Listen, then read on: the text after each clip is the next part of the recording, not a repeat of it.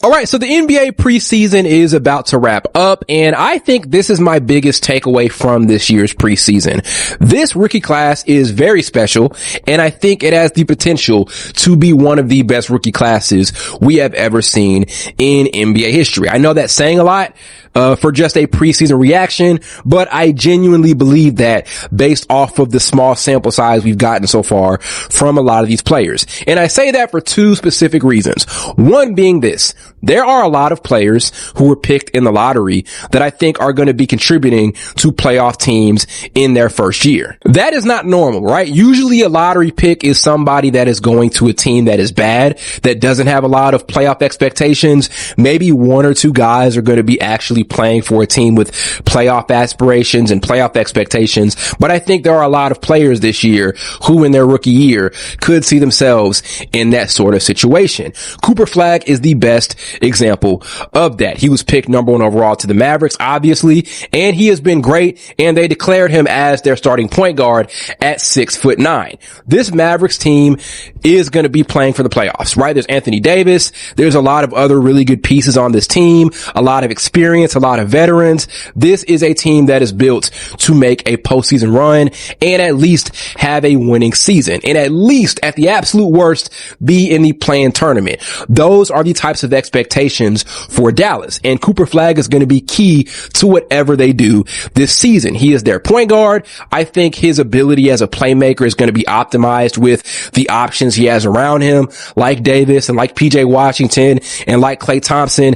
You cannot ask for better options around you on offense as a rookie than those guys. That is a luxury that not a lot of number 1 overall picks have traditionally. So I think Cooper Flagg is just one of those examples of a player who is going to have a lot of importance on a team that has playoff aspirations in his first year. VJ Edgecombe as well. And I don't think Edgecombe is going to play as big of a role as Flagg, but he could be a massive rotation piece for a 76ers team that is pretty much Eastern Conference Finals or bust at this particular point in time. Again, I don't think Edgecombe is going to be all rookie first team level, but I think he is going to be a massive rotation piece off the bench for this team, defensively especially, and maybe providing some stuff here and there on offense. But again, another example of a lottery pick who could be doing some big stuff in spurts for a playoff level team. Also, Dylan Harper, right? And I know there's a lot of confusion about his fit with De'Aaron Fox, but I think right now the Spurs are also a team at least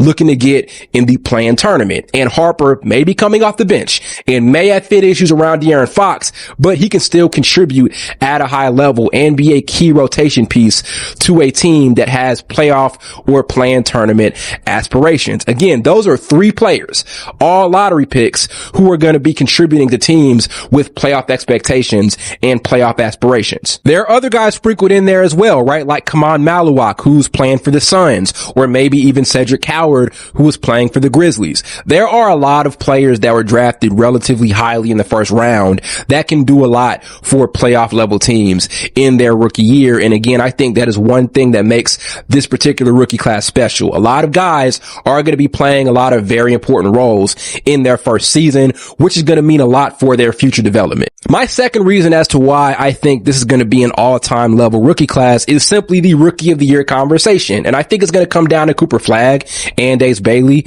because both of them are playing large enough roles on their team. And I do think both of them are going to be good enough to have one of those all-time rookie of the year debates. I'll start with Ace Bailey. I love where he is at with Utah.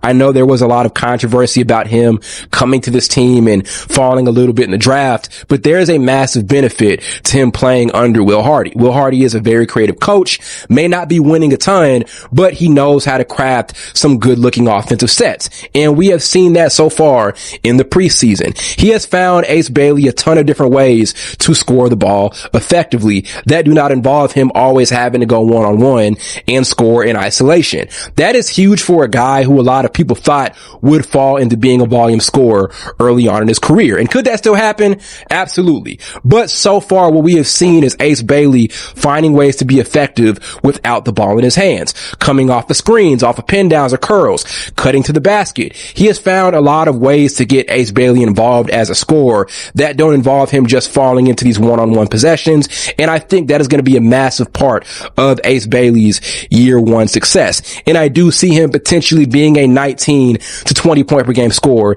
in year one. Now, is Utah going to be good? Probably not. But I think Ace Bailey is going to be so good individually, you would have to put him in that conversation. Now, over to Flagg.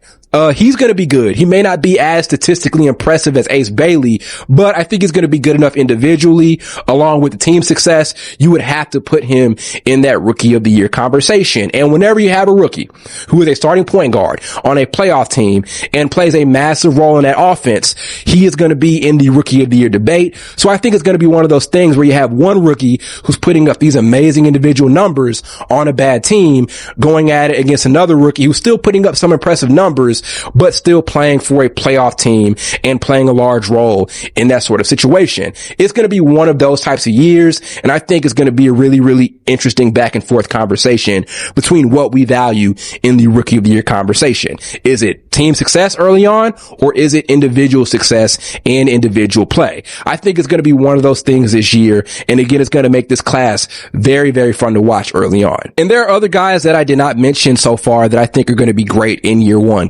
Knipple for the Hornets could end up having some amazing moments. Trey Johnson with the Wizards. I know there are a lot of guards on that team, but there could be a lot of nights where he steps up in a massive way as a scorer and even a playmaker.